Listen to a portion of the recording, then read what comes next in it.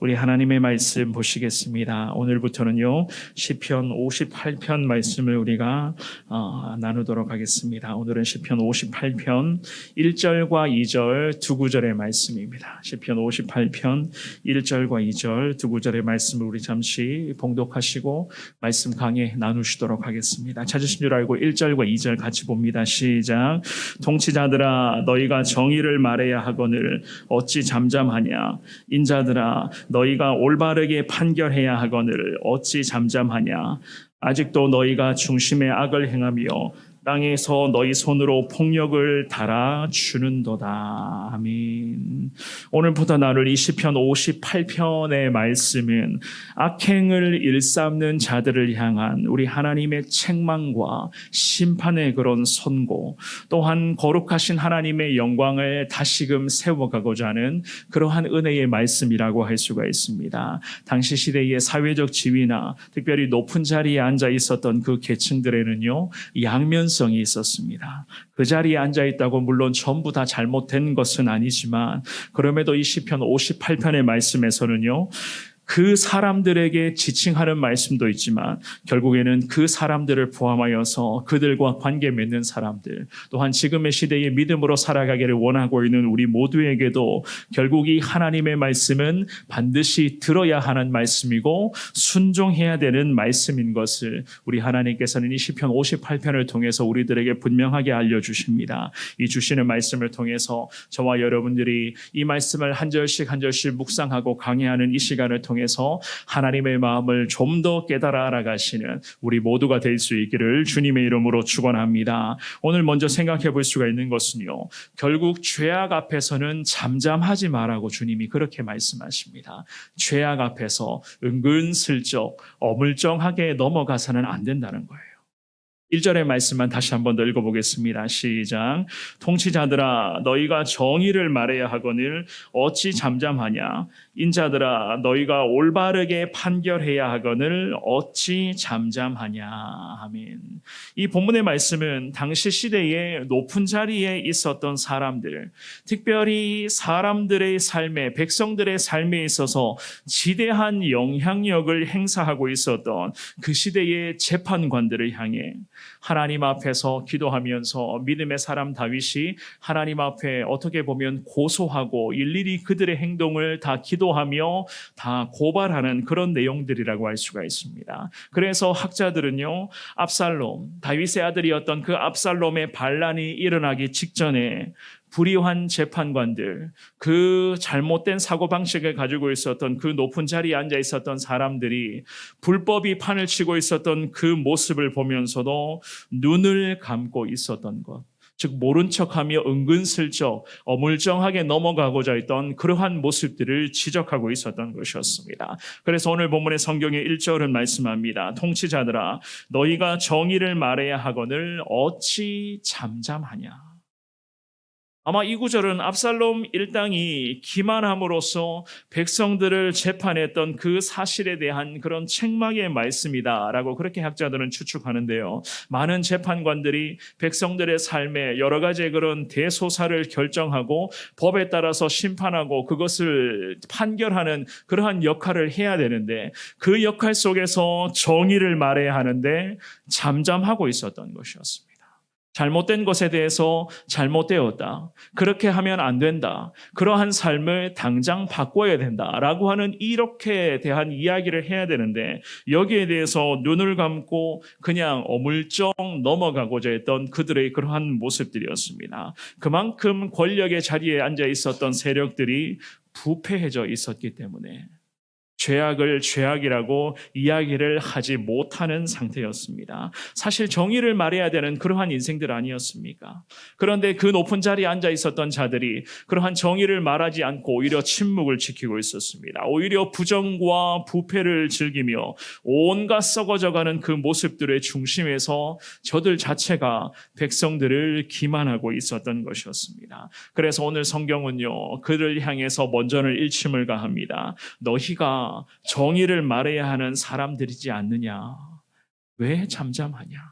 왜 어물쩡하게 대충대충 넘어가려고만 하느냐? 이 본문의 1절 말씀에 어찌 잠잠하냐, 그리고 하반절에도 어찌 잠잠하냐, 이 잠잠하냐라고 하는 이 구절에 대한 해석은 여러 가지가 있더라고요.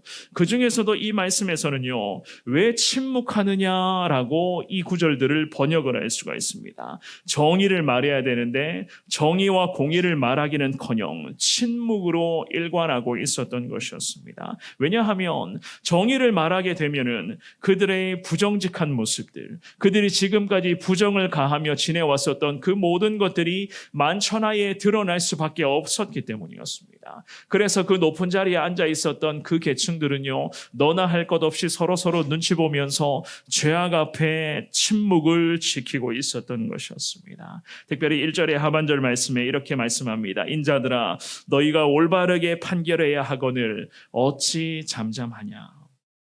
이 구절을 히브리 원어로 해석하면은요, 너희가 사람의 아들을 공정하게 재판하는가라고 그렇게 번역을 하거든요.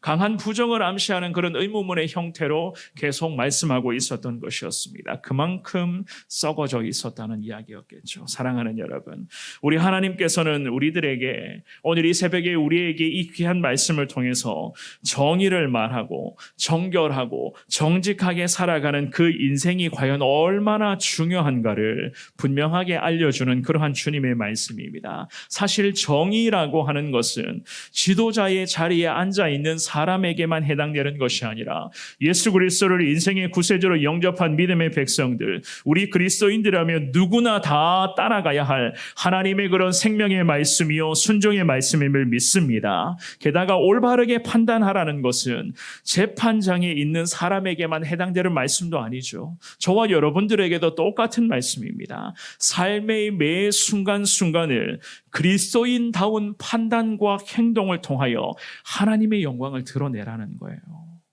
모든 삶의 순간 속에서 내가 과연 그리스도인인가, 예수님을 내 인생의 구세주로 모시고 사는 하나님의 백성인가, 아멘으로 고백할 수 있다며 정말로 그렇게 고백한 그리스도인다운 삶을 살아가라는 겁니다. 어떤 것은 어물쩡하게 그냥 대충 넘겨버리고 어떤 것 그 작은 부분에 대해서는 그렇게까지 따져가면서 왜 잘못했느냐 그런 지적만 하는 그러한 이중성 있는 삶이 아니라 모든 순간순간에서 그리스도인다운 판단을 통해서 하나님의 영광이 드러날 수 있는 삶과 그러한 모습으로 나아갈 것을 우리 하나님이 오늘 이 본문의 말씀을 통해서 우리들에게 가르쳐주고 계심을 믿습니다. 그렇게 살아가기 위해서는 어떻게 하셔야 되겠습니까? 과연 무엇을 우리가 행해야 되겠습니까? 오늘 본문의 2절의 말씀을 한번 읽어보시겠습니다. 2절 말씀입니다. 시작. 아직도 너희가 중심의 악을 행하며 땅에서 너희 손으로 폭력을 달아주는도다. 아멘. 우리 주님께서 먼저는요, 우리들에게 무엇을 집중해야 될 것인가? 마음의 중심에 악을 버리라고 그렇게 이야기를 하고 있습니다. 마음의 중심, 내 마음의 중심에 악한 것들이 자리 잡고 있다면 우리 손에 폭력을 달아낸다. 그 폭력을 달아내고 있다면 결국 하나님의 영광을 위한 삶이 가능하겠습니까? 불가능하다는 이야기겠죠. 그죠? 방금 읽어보셨던 이 2절 말씀의 상반절에 아직도 너희가 중심의 악을 행하며 라고 하는 이 구절을 잘 보십시오. 당시 시대의 재판의 자리에, 재판장의 자리에 앉아 있었던 자들은 자기들의 그런 기만적 술책을 공의로운 재판인 척 가장하고 있었습니다. 그렇게 다 판단 자체가 흐려진 상태로 백성들의 삶을 재판하는데 마치 공의로운 척 그렇게 행동하고 있었던 것이었습니다. 자기들의 그런 부정부패의 모습을 의로운 척하고 있었습니다. 오히려 국민들에게 자신의 그런 의로움들을 내보이며 보이지 않는 곳곳에서 자기 자신들의 욕심과 이득에 눈먼 상태로 전락하고 있었던 것이었습니다. 그래서 우리 하나님이 말씀하십니다. 너희들의 마음의 중심을 살펴보라.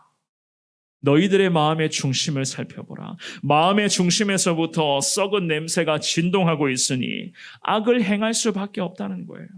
백성들을 위한다는 그런 구실로 베푸는 척, 나누는 척, 의로운 척, 정직한 척 하지만 결국 모든 일들이 필연적으로 죄악으로 이어질 수밖에 없다는 것을 우리 하나님은 오늘 본문의 2절을 통해서 분명하게 지적을 하십니다. 특별히 하반절 말씀도 보시기를 바랍니다. 땅에서 너희 손으로 폭력을 달아주는도다. 폭력을 달아준다. 이 구절은 저울에 달아내듯이 정확한 재판에 따라서 바른 판단을 내린다고는 하지만 결국 실제적으로 그들의 모습을 봤을 때에 그렇지 않다는 것이었어요.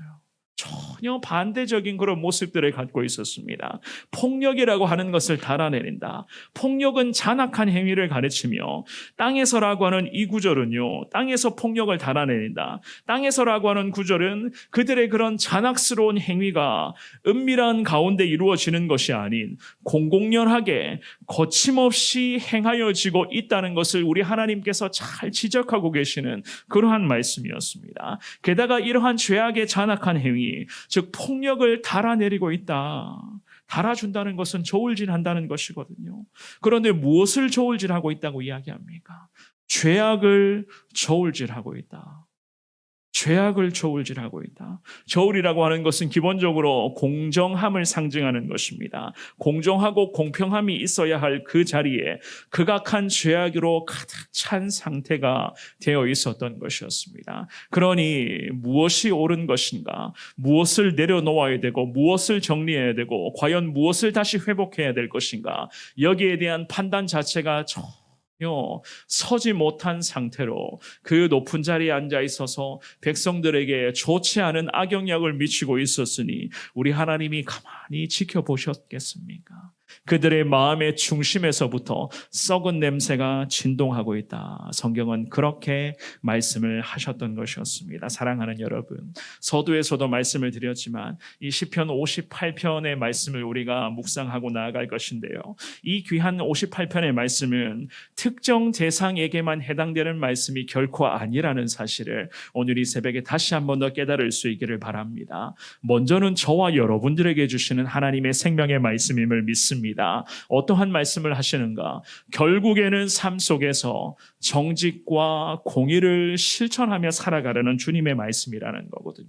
내 마음의 중심에 악이 가득 차 있으면 안 된다는 거예요. 내 마음의 중심에 예수 그리스도의 십자가가 자리 잡고 있어야, 그래야지만이 죄악을 물리칠 수가 있고 그 죄와 싸워 승리할 수가 있는 것 아니겠습니까? 오늘 이 새벽에 기도하실 때에 마음의 중심에 오늘도 예수 그리스도를 모시며 예수의 십자가 그 능력을 소망하며 살아가는 우리의 인생이 되기를 원합니다. 내 마음의 중심에 십자가의 능력이 오늘도 명확하게 세워짐으로 말미암아 죄악과 싸워 승리하며 아무리 세상이 악하다 할지라도 악한 세상을 향해서 예수 그리스도의 거룩한 복음의 영광과 하나님의 공의가 임하기를 원합니다. 주님 함께하여 주옵소서. 그렇게 오늘 주신 말씀 붙잡고 기도하시고 온종일 하나님의 영광을 위해서, 우리 주님의 거룩한 영광을 위해서 달려가시는 저와 여러분들의 거룩한 하루, 복된 금요일이 될 수 있기를 주님의 이름으로 축원합니다. 기도하겠습니다. 함께 기도하실 때에 오늘 주신 이 두 구절의 말씀을 가슴에 새기며 먼저 기도하십시오. 우리 하나님께서는 결국에는 그 시대의 통치자들에게 말씀하셨지만 지금의 시대에 믿음으로 살아가기를 원하는 우리들에게도 똑같은 말씀을 하시는 겁니다. 죄악 앞에서 잠잠하지 마라. 어물쩡하게 죄악 앞에서 그냥 은근슬쩍 넘어가지 마라. 내 마음의 중심에 악한 것들이 절대 들어오지 못하도록 오늘도 십자가의 능력을 사모하며 나아가는 믿음의 하루가 될 수 있도록 하나님 함께하여 주옵시고, 부족하지만 연약한 인생이지만 오늘도 십자가 능력을 소망하며 내 삶의 현장에서 하나님의 영광을 드러내며 나아가는 이 금요일이 될 수 있도록 우리 주님께서 은혜를 허락하여 주옵소서. 주신 말씀 붙들고 기도하시고 여러 가지 개인의 기도의 제목으로 간절하게 기도하셨다가 자유롭게 돌아가시기를 바랍니다.